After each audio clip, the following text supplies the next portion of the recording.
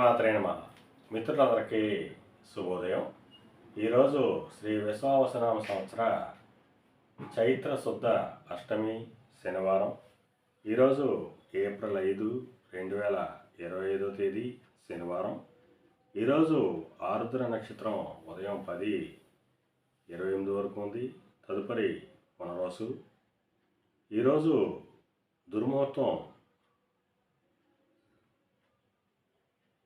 ఉదయం 5:55 లాగైతూ 7:33 వరకు ఉంది. వర్జ్యం రాత్రి 10:15 లాగైతూ 11:49 వరకు కూడా వర్జ్యం ఇవ్వడం జరిగింది. ఈరోజు పంచాంగరీత్యా ఈ రకమైనటువంటి ఫలితాలు గోచరిస్తున్నాయి.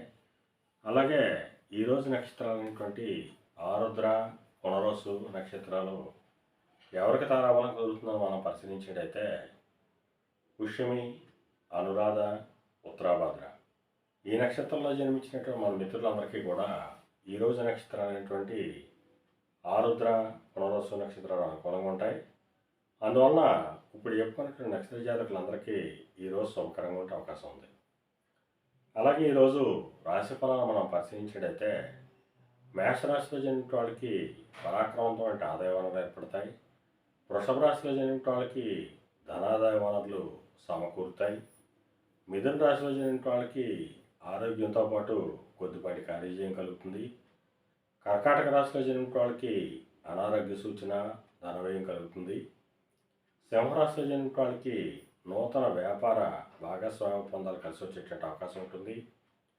కన్యా రాశిలో జన్మించిన వాళ్ళకి ఉద్యోగ అవకాశం వచ్చేటువంటి అవకాశం ఉంటుంది. తులారాశిలో జన్మించిన వాళ్ళకి పితృరాజధానికి సంబంధించి శుభవార్తలు వింటారు. పితృవర్గీయులతో ఉన్నటువంటి విరోధాలు, వివాదాలు కూడా తొలగిపోయేటువంటి అవకాశం ఉంటుంది. వృశ్చిక రాశిలో జన్మించిన వాళ్ళకి ధనవ్యయం, అనారోగ్య సూచన ఉంది. ధనుర్రాశిలో జన్మించిన వాళ్ళకి కళత్రపూర్వక ధనలాభం కలుగుతుంది, ఆరోగ్యం చేకూరుతుంది. మకర రాశిలో జన్మించిన వాళ్ళకి శత్రుభయం కలుగుతుంది. కుంభరాశిలో జన్మించిన వాళ్ళకి సంతానానికి సంబంధించి శుభవార్తలు అంటారు. వారికి సంబంధించి తీసుకున్న నిర్ణయాలన్నీ కూడా ఈరోజు సఫలమయ్యేటువంటి అవకాశం ఉంటుంది. మేన రాశిలో జన్మించిన వాళ్ళకి ఆకస్మిక ప్రయాణాలు చేయవలసిన అవసరం ఉంటుంది. అటువంటి ప్రయాణాల్లో ప్రమాదాలు ఉంటాయి కాబట్టి తగిన జాగ్రత్తలు తీసుకోవాల్సిందిగా తెలియజేయడం జరుగుతుంది. అలాగే ఈరోజు ఫైనాన్స్ రంగంలో ఉన్న వాళ్ళకి కానీ, బ్యాంకింగ్ రంగంలో ఉన్న వాళ్ళకి కానీ, మధురమైనటువంటి వస్తువులు ప్రయోగాలు చేసిన వాళ్ళకి కానీ ఈరోజు మిక్కిలి శుభదాయకంగానూ లాభదాయకంగా ఉండే అవకాశం ఉంది.